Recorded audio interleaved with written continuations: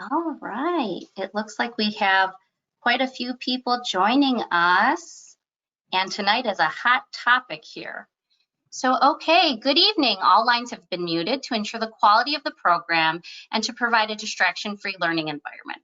At the end of this presentation, we'll allow for a live Q&A. You can use the comment section to send questions.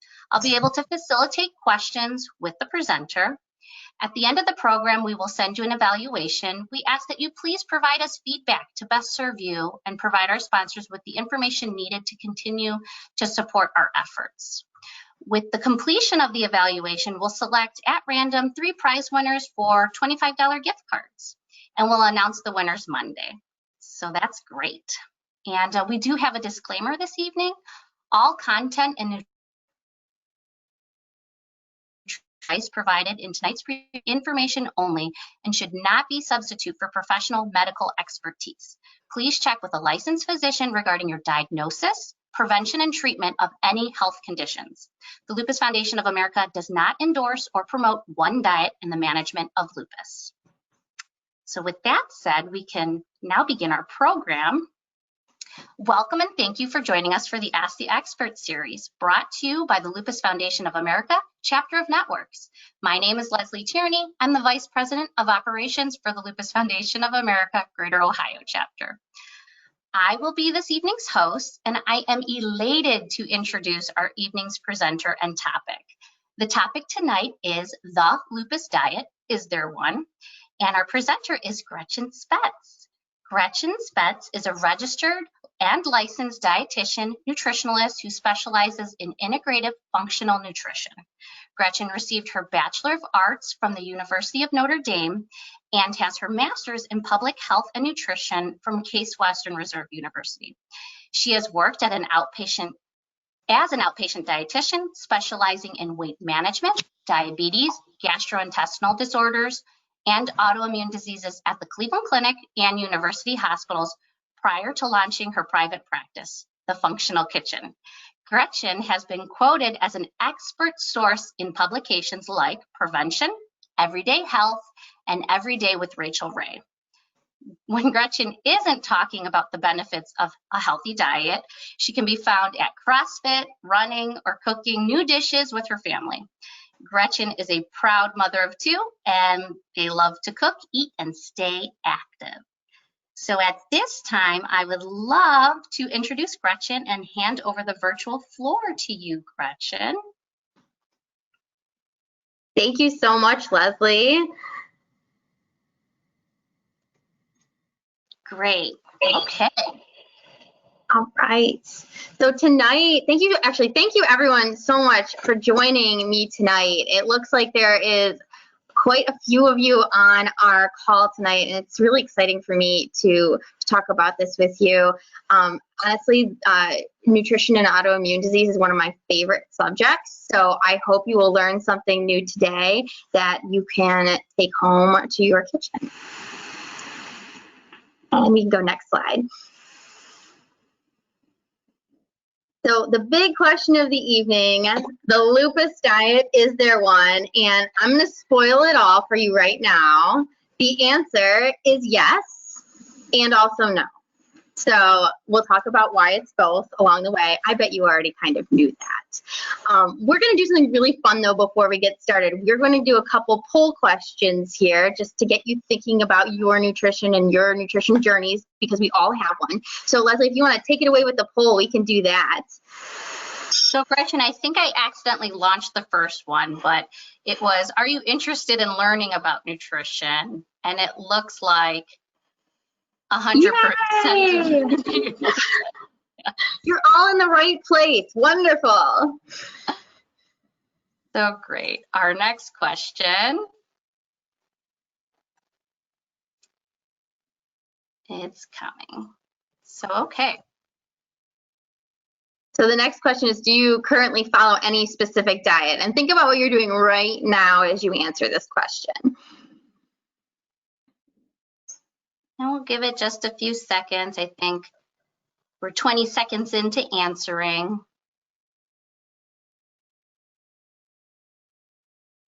And are you ready for the results? Yes. Okay, so we have 37% of you saying yes, 63% of you saying no. Excellent.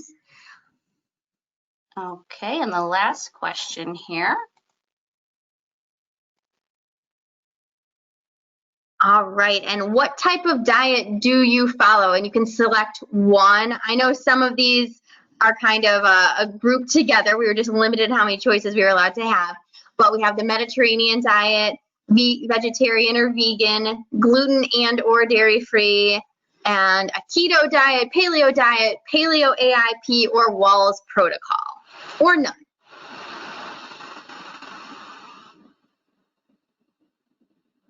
And I think we can share the results. All right. Excellent. So we have a really good mix of people. The good news is actually all of the ones mentioned can be made into an anti-inflammatory diet, and that is something that we will be focusing on during our discussion today. But that's excellent. I see a lot of vegetables in all of these, so that is a positive here. We'll talk about that. Great. Thanks, Leslie. All right, so we're actually a little step ahead of our program overview. We did our little intro and our poll, and so now we'll get into the meat of the matter, no pun intended, with the presentation. So our goals here tonight are to really explore the role of inflammation and the role how it relates to lupus and other diseases that may or may not be comorbidities, but maybe also things that your family members are dealing with or are impacting other people in your life. Because when it comes to diet, so many people think, oh, lupus diet, I'm the only one in the house that can eat it. Oh no, that can be a barrier, but the reality is that it's truly not like that. The second thing that we'll talk about is just understanding the different types of inflammation and the causes of inflammation. So there are two main types of inflammation, acute inflammation and chronic inflammation, so we'll get more into that. And then, of course, we'll get into nutrition. So the nutrition-related and anti-inflammatory compounds in foods, and you will leave this presentation, I am confident, knowing that you will know at least 2 foods that you can start including in your diet more regularly that will help with inflammation. Next slide, please, Leslie. All right, so let's get into it. Inflammation and chronic diseases. So the diseases listed here, so we have diabetes, cancer, neurological diseases. So we're talking about things like Alzheimer's disease, Parkinson's disease, metabolic disorders, so obesity, metabolic syndrome, autoimmune conditions. Of course, lupus falls into this area, but so do things like rheumatoid arthritis, and then cardiovascular disease, which is often a comorbidity with a lot of these things. So when I say comorbidity, I mean another condition that you may have. So basically, what is the connection here? So these are all considered to be more modern human diseases, and one of the root causes of all of these is a disruption in our homeostasis, so our kind of resting happy state, if you will. I like to refer to it as the happy state. And that will trigger chronic inflammation levels within the body. Okay, next slide, please. So what exactly is inflammation? Inflammation is actually a really good and important thing. So inflammation is related to homeostasis. So if our homeostasis is disturbed, for example, if we get some sort of infection or if we get a cut, what happens to our body? I love the example of a cut or a knee scrape because it's very easy to see. What happens? Our body creates a bruise. So there is inflammation at the site of the injury. Your body's job in kind of bringing the immune system to do some work is to make sure that the immune system is acting on this area that's been injured and then return it to a state of homeostasis. Therefore, the inflammation can go away. So the goal is always to bring the troops on board to get everything back to normal. What tends to happen when we have issues of chronic inflammation is that the inflammation never goes away. Next slide, please. So back to inflammation and why it's necessary. like I said, we want inflammation to restore that balance. So we have our homeostasis that's impacted by an injury. We need an inflammatory response, and then we need our recovery. And here's my bruise example. I love that because you can physically see it. And that's what happens every time we get a bug or we get some sort of issue that impacts our body, and we require some sort of immune response. Next slide, please.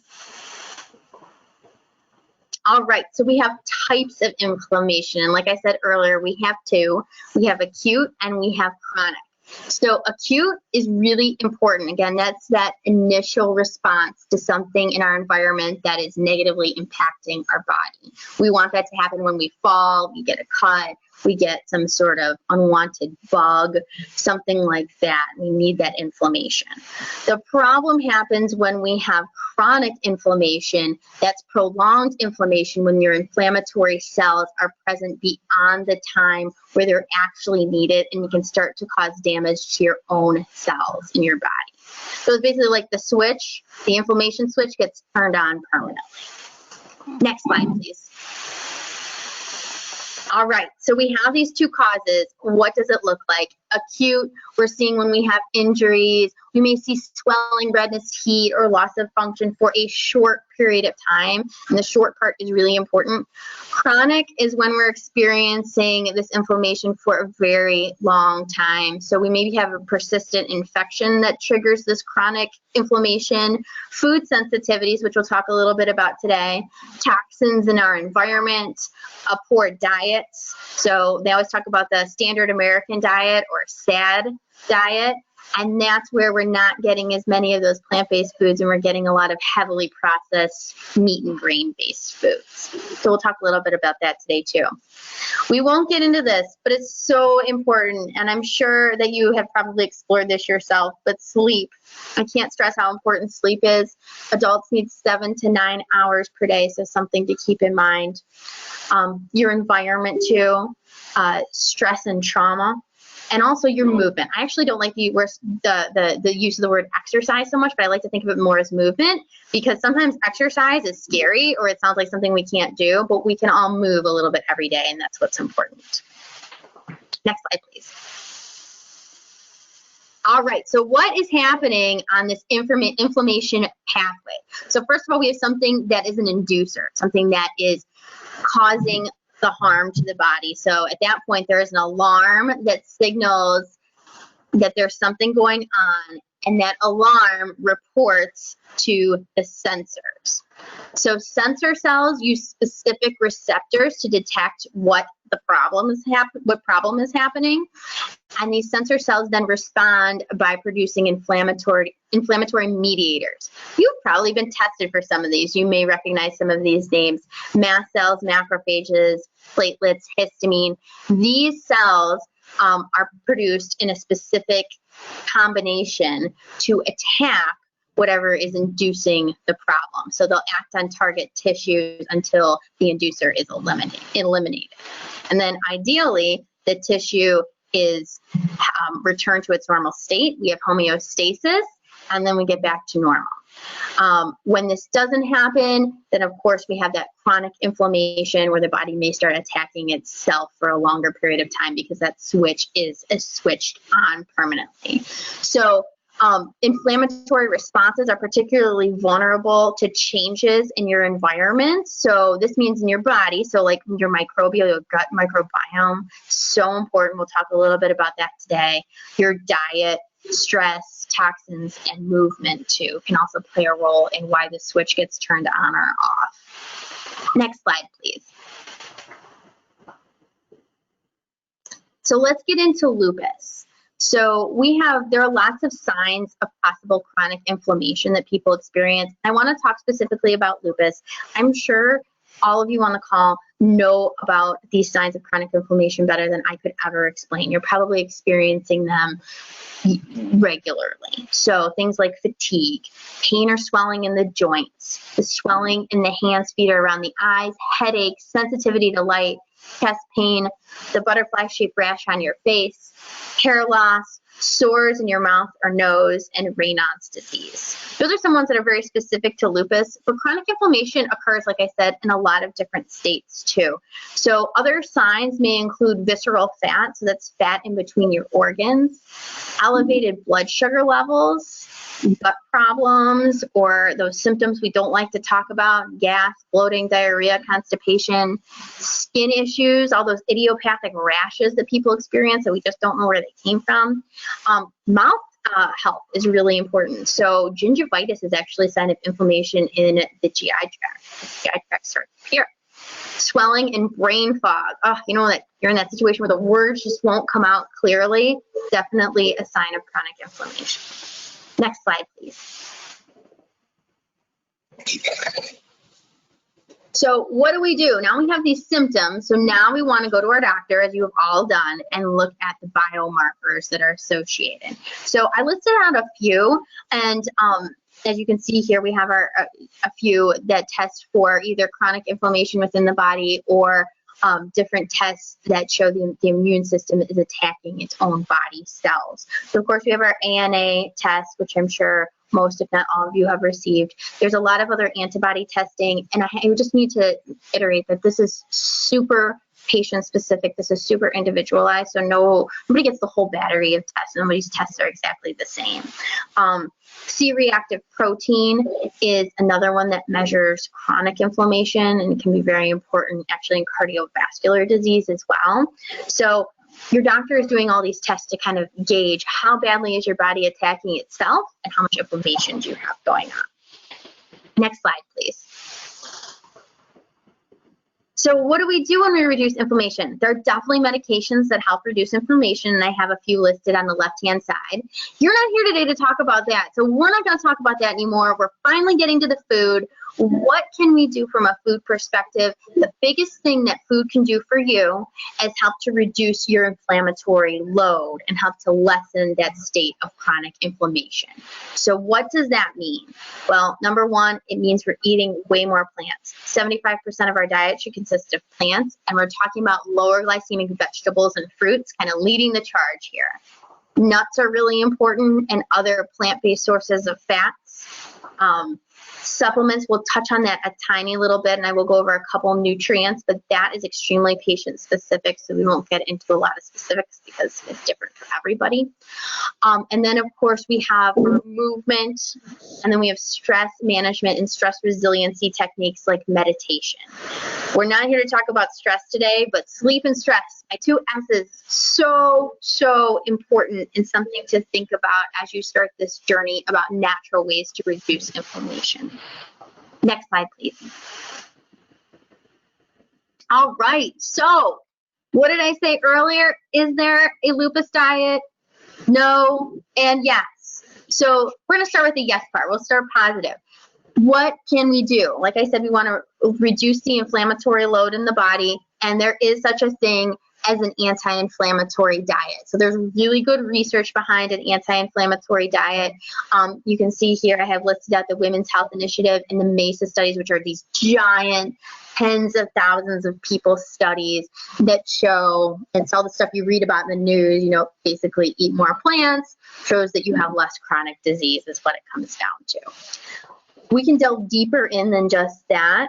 There are several different things we want to look at besides just eat more plants. So number one is we want to make sure you have the appropriate amount of calories coming in. I'm not going to spend a lot of time going over this because it's extremely person specific, but if you need to lose weight, eating a diet that is a little lower in calories that can help facilitate weight loss has actually been shown in the literature to help improve lupus symptoms and reduce some of those biomarkers that your doctors are looking at, which is really great. You may be in a situation where you need to gain weight, so your story may be a little different. So that's why it's very important to talk to your doctor about calories. And honestly, I may be a little biased, but I think it's very important to consider having a dietitian as part of your healthcare team. Most of the large hospital systems do have outpatient dietitians that can assist you, and that can be very helpful, especially if you're being confused about calories or confused about what to eat for your particular situation. All right, we're going to get into carbohydrates though for sure, and fiber, because those are things that are helpful for almost everyone. first, when we talk about carbohydrates, what exactly, what do we want? We want carbohydrates that are, number one, going to help stabilize our blood sugar. You may be thinking, blood sugar? My blood sugar has never been a problem. Or you may be thinking, oh, I have diabetes, I have to pay attention. Whether you have diabetes, you have blood sugar issues, prediabetes, or you don't, it's still really important to stabilize blood sugar, because this is the biggest impact that your food can have on reducing inflammatory load. When you are eating foods that spike your blood sugar, so things that are highly processed, and you can see here like the chips and the pretzels and the cookies and cakes and things like that, any sugary sort of thing will fall into this category. Your grains, so your refined grains, so like white pasta, white rice, things like that, that causes a rise in blood sugar and then a dramatic drop. And your body has to work harder to make sure it can process that sugar that gets digested fast. On the other side of the aisle, over here with the whole carbohydrates, we're talking about things that have more fiber. And that fiber actually helps to slow down how fast you digest the food. And that allows your body to have time to get the hormones, the insulin, and other things out into the bloodstream to take care of this food and process it properly and get it to the right cells. So what are we talking about when we're talking about whole carbohydrates? We are talking about fruits and vegetables for sure. We are not excluding fruit. There's maybe some of you on a ketogenic diet who are excluding fruit, and if that works for you, awesome. I think one thing we can all agree on most diet plans, 99% of them, is that berries are one of your superfoods, if you will. Berries are very low glycemic. They have a lot of fiber. They don't have a lot of sugar. They digest slower, and it happens to be berry season right now. So if you can get your hands on some berries that are reasonably priced, or you can get out and do you pick berries. That's a great social distance activity, by the way. That can be a great way to get in some good fiber and some good antioxidants. That's the other amazing thing about these whole carbohydrate foods. They contain good antioxidants. So of course your fruits and vegetables do, but we're also talking about things like whole grains. So quinoa, your beans and legumes are a really good source of fiber and different antioxidants. I think it's always a good idea to try and get a minimum of 4 different colors of fruits and vegetables in your day. That can be really helpful in making sure that you're getting what you need. More, the merrier. You can't have, this is the one thing you can't have too much of, everyone. So you can't OD on the veggies. It's all good. All right, let's switch gears here. We're going to talk a little bit about we'll talk a little bit more about fiber, and then we'll talk about fats. Almost forgot my favorite subject. So the reason I keep talking about fiber, and the reason it keeps cropping up, is because fiber helps with that blood sugar stabilization, but fiber is also the food for your good gut bacteria. Bad gut bacteria tends to thrive on sugar. That's the stuff that increases inflammation and causes all sorts of issues in the body. Good fiber coming from our plant sources helps to feed the good gut bacteria that helps lower inflammation and does a million other things. So if you think that your gut microbiome may be a little bit off, and honestly, anybody who's experiencing any autoimmune disease should be considering this. The more fiber for you, the merrier. Adults should be getting between 25 to 35 grams of fiber per day. Again, if you get those at least 4 servings of different colored vegetables in your day, fruits and vegetables, and then you are also making a point to eat whole grains, that's going to get you to where you need to be fiber-wise. All right, next slide, please, Leslie. Thank you. All right, fats. I love talking about fats too, because for so long we used to think fats were bad, right? I mean, we used to think fat made us fat, the 90s, everything was low fat, fat-free, all that stuff. We're switching gears here. What we've learned is that our plant-based fats, especially our mono and polyunsaturated fats, are incredibly important for reducing inflammation. So we find these foods and fats in foods like avocados, nuts and seeds. I'm a huge fan of chia seeds and ground flax seeds. Our oils that we cook with, and my top oils are your extra virgin olive oil, which I bet you've all heard before, and avocado oil is a really nice, clean alternative if you're looking for something that's good for high heat cooking, baking, and doesn't have much of a flavor. So that's a nice option. Saturated fats and trans fats. These are our bad fats. These are the things that tend to raise up those LDL or bad cholesterol numbers. We thankfully don't see as many trans fats as we used to. They've actually been outlawed in a lot of commercial baking and things like that. So it's been a little bit it's been regulated over the past 20 years. But saturated fats definitely crop up in our red meats, especially those that are fattier, in our baked goods or anything that's using butter, margarine, French fries, so anything that's fried in a low quality oil. So think canola oil, vegetable oil, soybean oil. Those are all low quality, very inflammatory oils. So when you're thinking about, when you're eating at home, when you're thinking about what fat to use, don't think so much about avoiding the fat, but think about including some of these plant-based fats that I mentioned here today. Next slide, please. Another important thing about fats is we want to think about omega-3 and omega-6 fatty acids. So in our traditional American diet, we tend to be getting a lot more omega-6 fatty acids. Especially if you're dining out a lot. When you dine out, unfortunately, a lot of times the restaurants are using lower quality oils like the vegetable oil to fry foods or saute foods. It's just a lot cheaper than extra virgin olive oil. So that, coupled with eating more fattier meats and other animal products, cheese is a great example of that, is going to raise up your omega-6 levels. Omega-6 is our pro-inflammatory fatty acid. So as you can see here, the current ratio between omega-3 and omega-6, and omega-3 is our anti-inflammatory fatty acid. That's why everyone takes it as a supplement. We're always talking about it when it comes to food sources. But most people are at about a 1-to-20 ratio between omega-3s and omega-6s. You really want to be at a 1-to-4 ratio. So focusing on choosing the right oils at home, focusing on getting fish. Fish is your #1 source of omega-3 fatty acids. Focusing on getting fatty fish like salmon, mackerel. If I have any sardines lovers out there, sardines are an awesome and inexpensive source of omega-3s. Lots of other good fish too. Ruby red trout is another great example. Tuna.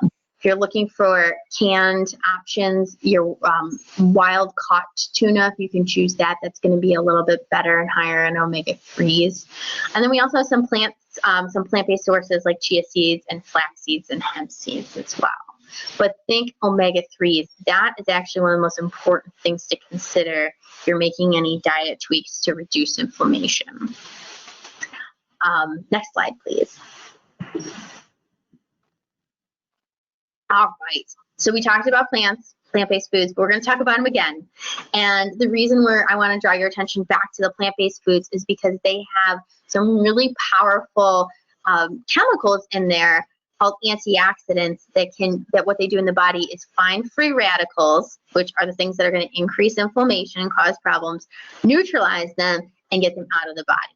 So it doesn't matter whether they're called carotenoids, polyphenols, indoles, ligands, curcuminoids, all a bunch of words. What matters for you is color. So that's why I said it earlier. You want to pick at least 4 different colors. The colors actually dictate what antioxidants are in the particular food. So if you have a red food and then you have a leafy green and then you have a brown bean and then you have a yellow anything. You can have like a yellow like curcumin that you're using in a specific dish. You're going to get a wide variety of different antioxidants. So the more the merrier when it comes to color. I do want to point out a couple that I think are interesting. So #1, we have our cruciferous or indole vegetables that you see here. These are very helpful when it comes to liver detoxification, also known as biotransformation. We all are processing a lot of toxins. We also need to get rid of unwanted or extra hormones in our body. And one of the foods that really helps with that are cruciferous vegetables. So cruciferous vegetables will be things like bok choy, broccoli, cauliflower, anything that looks like a tree or has kind of a cross. That's why they're called cruciferous. Brussels sprouts are another great example, and arugula, even though you think of that more of as a leafy green, that actually falls into the cruciferous category. So that's something that's kind of interesting. Another one I want to talk about, polyphenols, resveratrol being a big one. This is really good for supporting good gut health and also good brain function. So if you're feeling like you've got that brain fog going on, your green tea, broccoli actually falls into this category as well. Blueberries, red onions, best friends. I feel like we can't talk about antioxidants without bringing up wine and chocolate, because I don't know about you, but that's everyone's favorite antioxidants foods, right? Beverages. Word of caution, you know, it's not a free-for-all. Number one, chocolate, a little goes a long way, and you want to be aiming for at least 72% cacao. If you are getting a dark chocolate that's 54%, I'm sorry to tell you, but the antioxidant quality isn't that great. If you are choosing Hershey's milk chocolate, that is a candy bar and it's not doing anything for you from an antioxidant perspective. Wine. It's actually any kind of liquor, so that's maybe good news for some people. All liquors and wines do have some level of antioxidants. Red and white wine actually have comparatively the same, but guess what? Again, not a free-for-all. The recommendations are 1 drink for women at one time, 2 drinks for men, so something to consider. And also checking your medications is super important when it comes to alcohol. Next slide, please.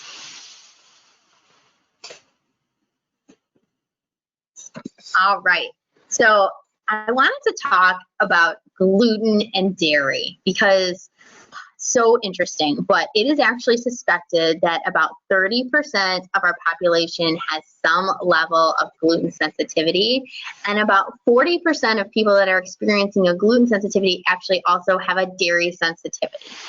Unfortunately, there's no great test that's going to tell you, yes, you definitively have this, or no, you don't. There are some blood tests that are run that are related to celiac disease, but they don't necessarily help you figure out if you have a gluten sensitivity or not. It's very complicated in how the body is reacting.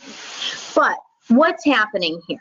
So if your gut isn't working well at digesting, or you have something called leaky gut, where food is escaping out of the digestive system before it's fully digested, this can trigger an inflammatory response. Your body's going to say, hey, gluten, you're not supposed to be here. Hey, Whey, hey, Casey, and you're not supposed to be here, so I'm going to attack you. What can happen in this state is that if you already have an autoimmune disease, this can trigger worsening reactions. This also may be part of the initial trigger. We'll never know probably, but it can be.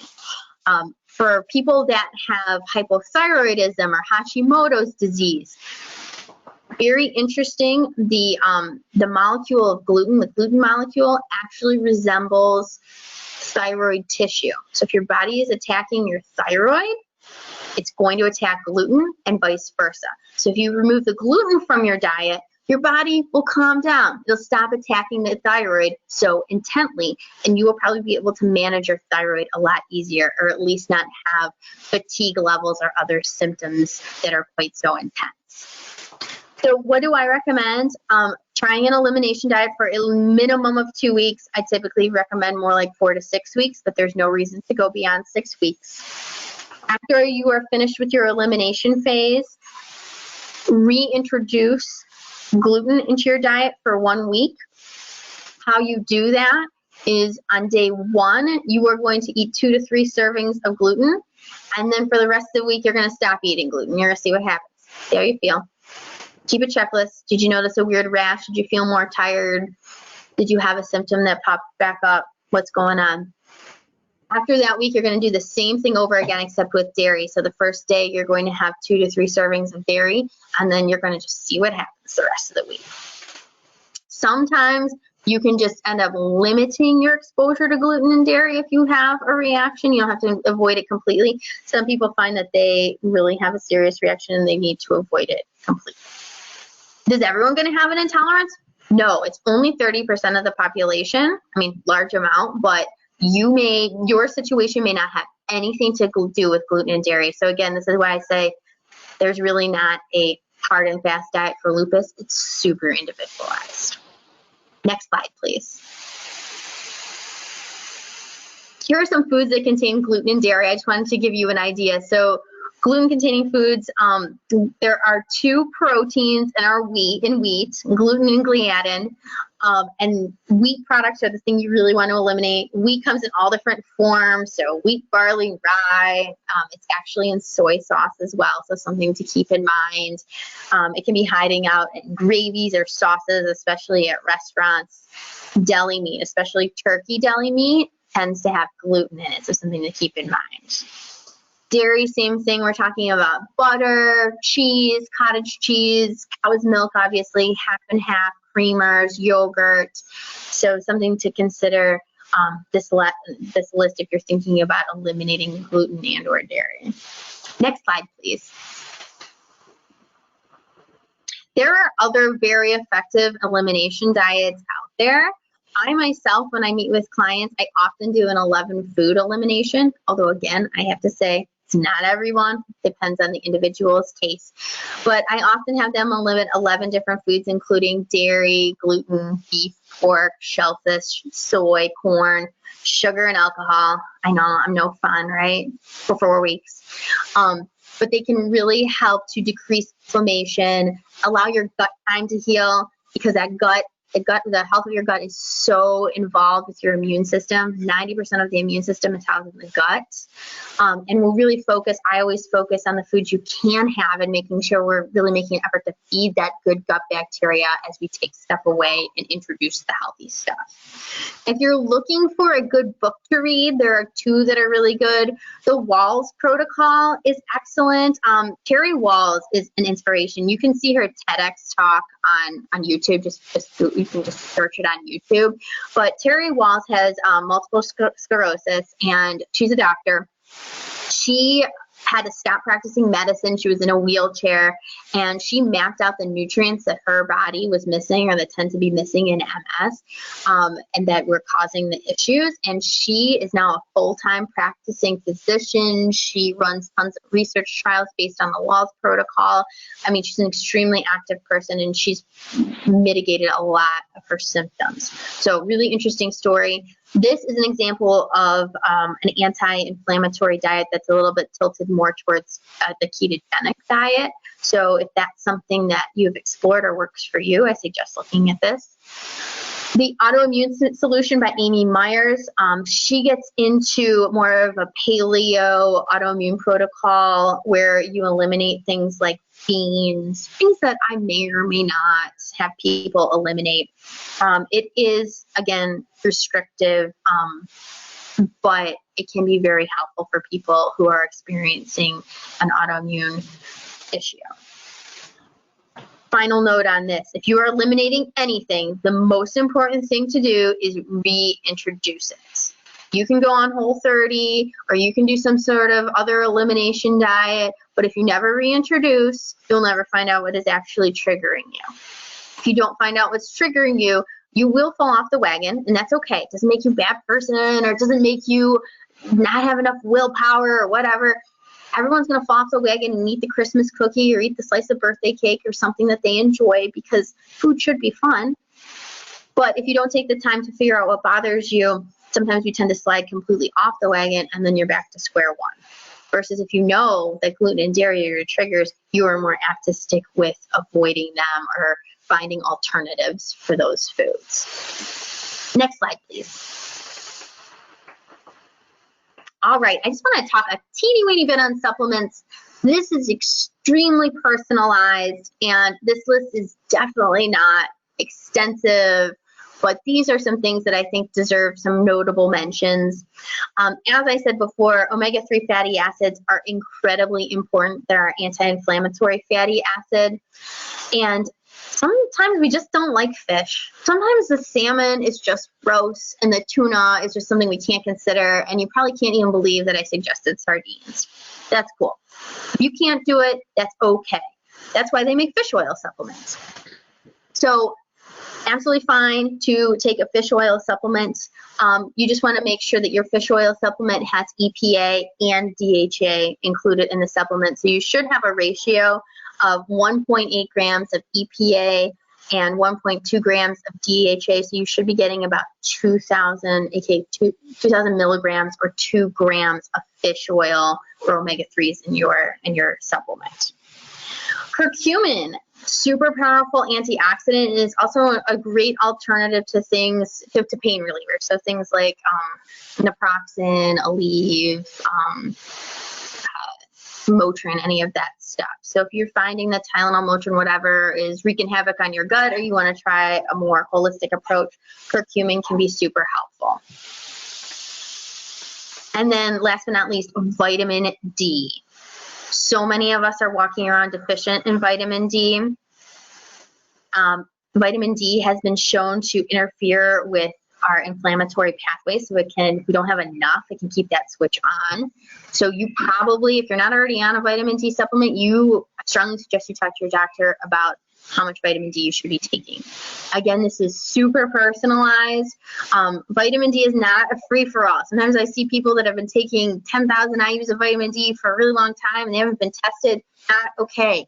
Vitamin D is a fat-soluble vitamin, so we can actually get a toxicity if you have too much vitamin D. I suggest asking your doctor for a vitamin D check if your doctor's not already doing this, at least twice a year, once in the summer and once in the winter, so your dose can be adjusted accordingly. Next slide.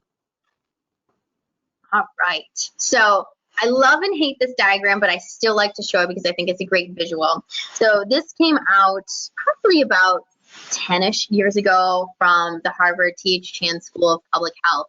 And it's a great visual for really what your plate should look like when you're thinking about an anti-inflammatory plate. So I'm going to start with the beverages and work around the plate. So you want to be drinking beverages that do not have sugar. So your main beverage should absolutely be water, and you want to make sure you're staying hydrated. A little bit of tea or coffee is okay, but really limiting the sugar in here, that's where we tend to get a lot of sugar in the diet, is very important. Whole grains. So we're talking about if you are including gluten in your diet, whole wheat bread, whole grain pasta, brown rice, quinoa. There's lots of ancient grains out there. Making sure you're getting some whole grains, and even things like beans will fall into this category. Beans are legumes. They also have protein, but they're an excellent source of fiber. Healthy proteins. So fish, poultry, again, beans are kind of straddle the line here. Really important clean sources of protein. I would put eggs into this category as well, but you want to be avoiding overly processed meats, so lunch meats, bacon, sausage, things like that, unless it's really minimally processed.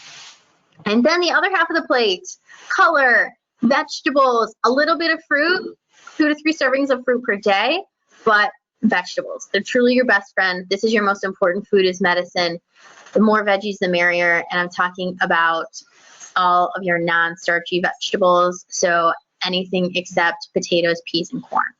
Potatoes, peas, and corn are not outlawed. They just happen, I forgot to mention, they fall into the whole grain section of plates. You want to limit that to about 1/4 of the plates.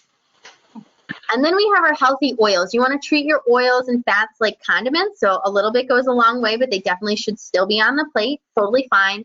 And my favorite, this is where I don't like this, I would cross out canola oil because in this country, at least, canola oil is highly processed, and choose the avocado oil or the extra virgin olive oil like I mentioned earlier. Next slide, please. So what did we learn tonight? We learned about 2 types of inflammation. So we learned about acute inflammation, how that can be really helpful. And then we learned about chronic inflammation and leaving the switch on and how that can create long-term inflammation, which isn't so great. Then we talked about a ton of foods and the compounds they contain that help control your inflammation. So if you can remember a couple things, that's all that matters. So think Veggies with color, lots of antioxidants, lots of fiber, and then think about those foods that are rich in omega-3 fatty acids. So your fattier fish like salmon, tuna, mackerel, sardines, and also chia seeds and flax seeds. And 2 diet changes you can make to decrease inflammation. We talk about a lot of things. It can be overwhelming. You may be thinking, oh my gosh, gluten, I've never heard this before. I've kind of heard about it, but now I feel like I need to avoid it, but it seems overwhelming. A diet change for you may be scheduling an appointment with a dietitian. And if you feel overwhelmed by all this information, I strongly suggest that you get a referral from your doctor for somebody within your hospital system, or there's lots of independent dietitians like myself out there as well. Step 1, read a book. Read the Walls Protocol, read the Autoimmune Solution. They are great reads, incredibly well researched. Trust me, it would not be on here if the research wasn't top notch. Both of these doctors, Dr. Myers and Dr. Walls, also are regular speakers for the Institute for Functional Medicine. So really highly respected continuing education and professional organization within functional medicine. So those books are great reads. And then honestly, just up your vegetable intake. Get some of those fish in your diet. If you like both of those things and that's easy for you to do, that's awesome. And that's hopefully going to make a really big difference for you. Next slide, please. I just want to put a plug in here. I mentioned seeing a dietitian. So I do offer one-on-one nutrition coaching. So I use a functional nutrition approach, and I help busy people make sustainable, real, effective change. And I exclusively work with people with autoimmune disorders, GI disorders and symptoms, metabolic disorders. I know a lot of times going along with that is a desire to lose weight or kick the fatigue. Just want to feel better. I'm all about optimizing your life. If you're interested, I do a complimentary call. So hop on over to my website at functionalkitchennutrition.com, and there is an application on my website. Fill that out. It'll take you 5 to 7 minutes, and I'll get back to you within 24 to 48 hours to set up your complimentary call. I would love to talk to each and every one of you. I'm really passionate about this subject, and I think there's so much we can do here when it comes to changing your diet, making sustainable changes with food. Next. So here's my information, and then I'm going to turn it over to Leslie now. She's got some really fun raffles that she mentioned earlier. So Leslie, take it away. Yeah, thank you, Gretchen. I apologize for skipping screens there. I was trying to make a note about, well, 2 things. How do you prepare sardines?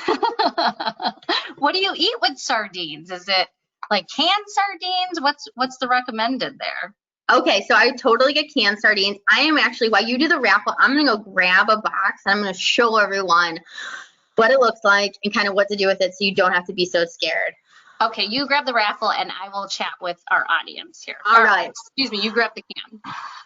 So just so everybody knows, we definitely thank Gretchen. We're going to have some time for a Q&A here, but we will be hosting a raffle on Monday, actually. So everyone, after this presentation, you will be emailed a follow-up survey, and we ask that you please fill out that survey and turn it back into us so that we can improve our program. And when you submit that back in, we'll enter you into a raffle. So what are you showing us here, Gretchen? All right. I don't know if it's going to be bad. Oh, wait, I think this will work. Okay. So this is my box of sardines. I want to point out a couple things here. I got this at Costco. What I'm looking for when I'm figuring out what to get with sardines, I want them to be, number one, I want them to be in a good oil. So a lot of times they're going to be in vegetable oil or soybean oil. This is an olive oil, so look for that, our healthy oils. I also want them to be wild caught. Good for the environment, you guys, but more importantly for our health. I know that's why we're here on this call. Wild caught is going to have more omega-3 fatty acids. So one of these containers, yeah, I'm sorry, actually there's there's 1 serving in here. Okay, there's 1 serving in this little guy, and it has 1,700 milligrams of omega-3 fatty acids. So remember, we need 2,000 per day to have an anti-inflammatory effect. So this is a great way to get it in through the food. It's a can, so I don't know why they put these in little boxes, but it comes in a can. It's just like a canned tuna. It's just a different shape. Yeah. And what you can do is you can mash it up and you can treat it just like tuna. You really don't need to add any mayonnaise because there's already that olive oil in there. You can add in different vegetables, but you can kind of make a sardine salad like you would a tuna salad. That would be fine. They do kind of look like little fish. It doesn't bother me, so sometimes I just throw them right over a salad or whatever. But if it does bother you, you can very easily mash them up. The other thing is that these are a great source of calcium. The bones are softened in the canning process, and you get, let me see here, you get a decent amount, you get about 7% of your calcium in there, which is really good for a non-dairy containing food. Well, that's interesting. You know, I just never knew how to really eat it. Like in salad dressing, okay. On a pizza, that's probably not my cup of tea. But as like a tuna salad type of a sardine salad, so to speak, that could be interesting. So I was just wondering. And then the one slide that I kind of goofed up on was curcumin. What is curcumin? Without, So I need to Google that one. It is the anti-inflammatory part of turmeric. So we think about turmeric as being this amazing spice, anti-inflammatory benefits. The reason it's anti-inflammatory is because of the curcumin in it. Gotcha. So when you supplement with curcumin, they're extracting curcumin. It's in a much higher dose of curcumin than you could get through food. And for some people, it really does the trick when it comes to things like arthritis or joint pain or, you know, stuff you would normally take, Aleve, even headaches. Some people, Aleve, naproxen, Motrin, Tylenol for. And as with everything, I suggest making sure you talk to your doctor before you go switching medication. Absolutely. It's a form of turmeric. I just had not heard of curcumin. So interesting. All right. Someone is asking us a question about how do you feel about tofu as a protein? Great question. There are some people that are sensitive to soy. A lot of times, if I'm doing a full-fledged elimination diet, I will have you eliminate soy, just because it's one of those foods that tends to be inflammatory, although it's definitely not all the time. But let's pretend it's not. You don't have a problem with it. You like it. It can be an excellent source of protein for you. You just want to make sure that it's organic. That's important because then you're not getting added pesticides and things like that tend to crop up in soybeans.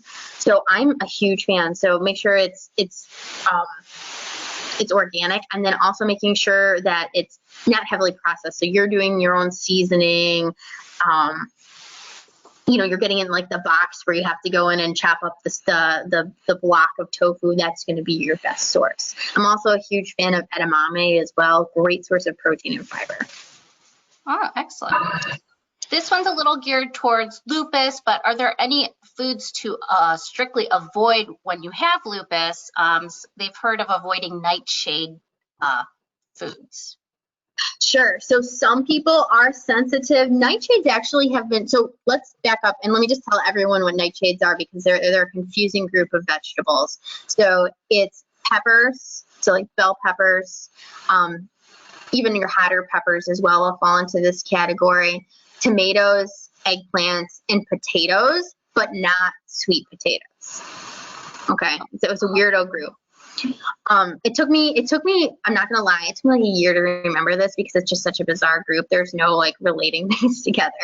But the research is really strong for if you're having joint pain, avoiding nightshades.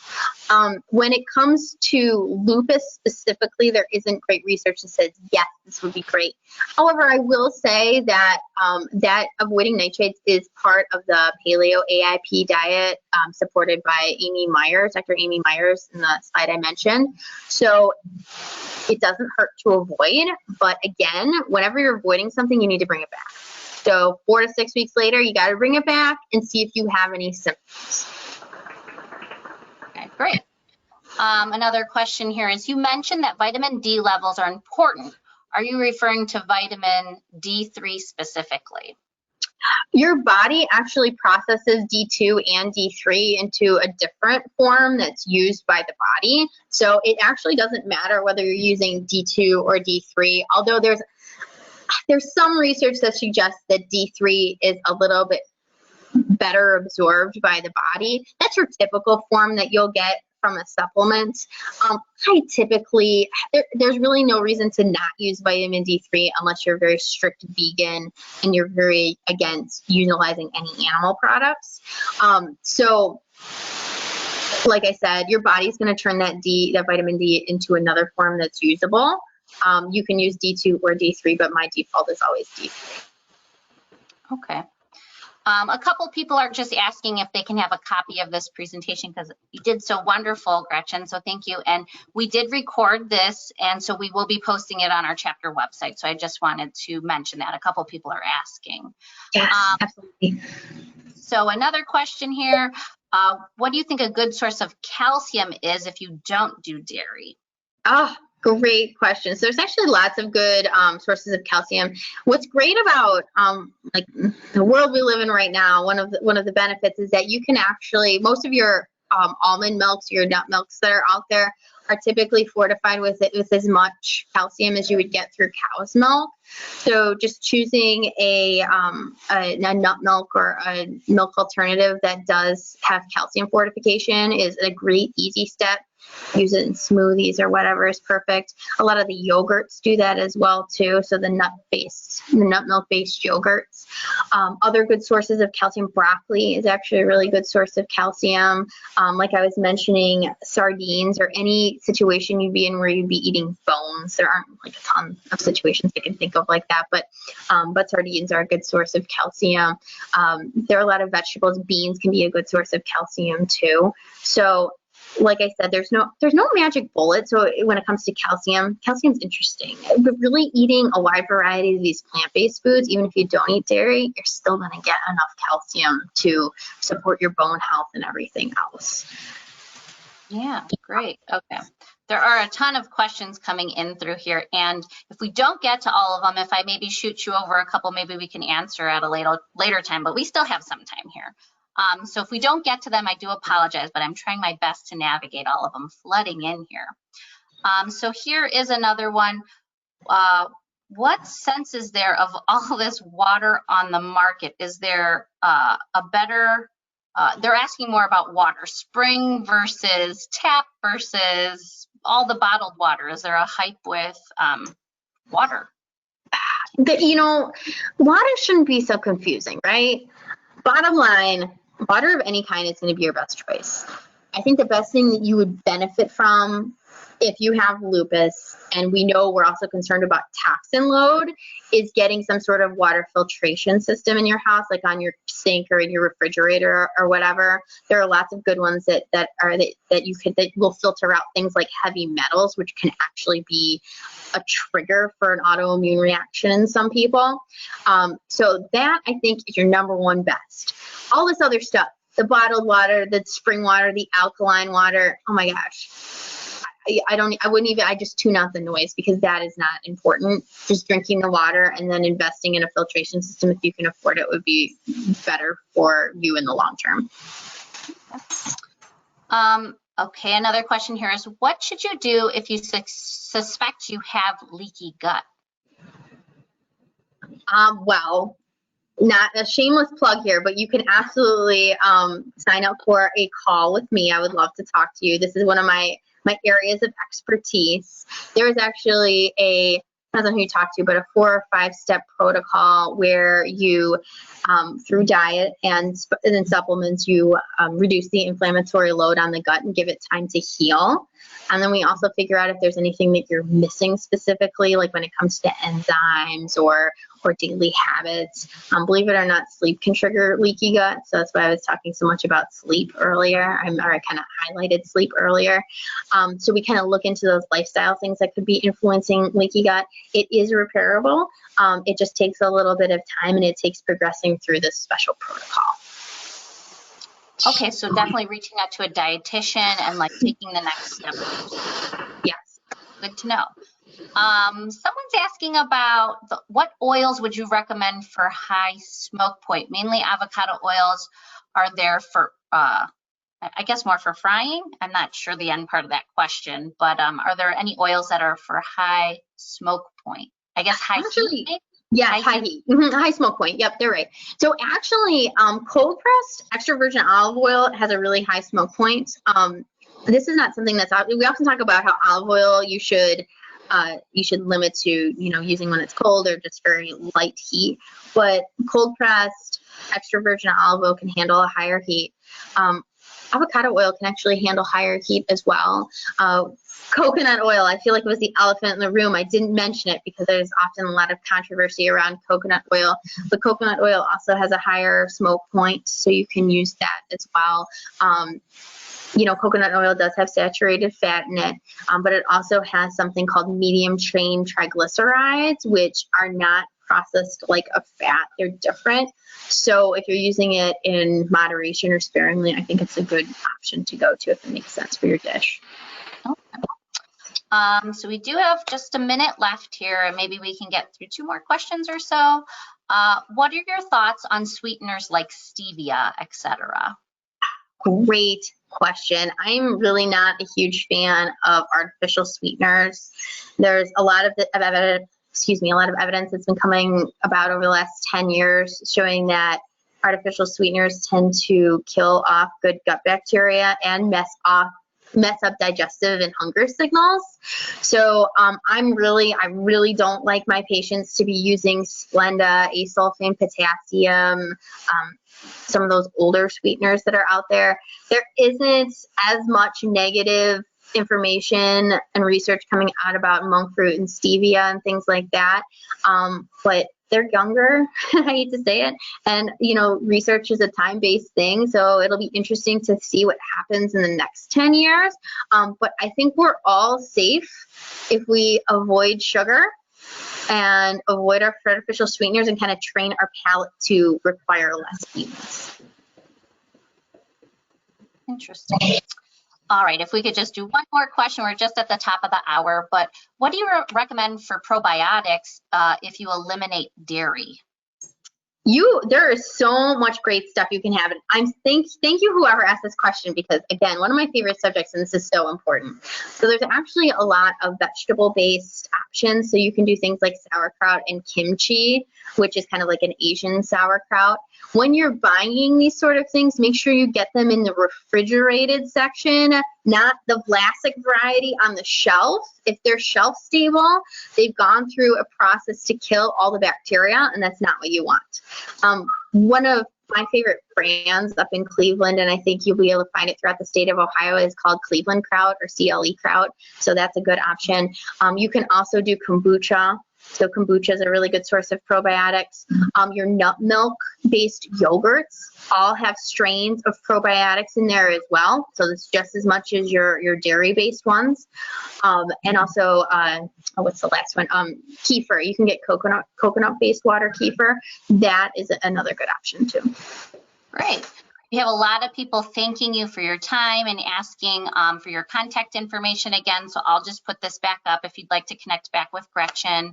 Of course, as I mentioned, this was recorded and we will be sharing it with everyone.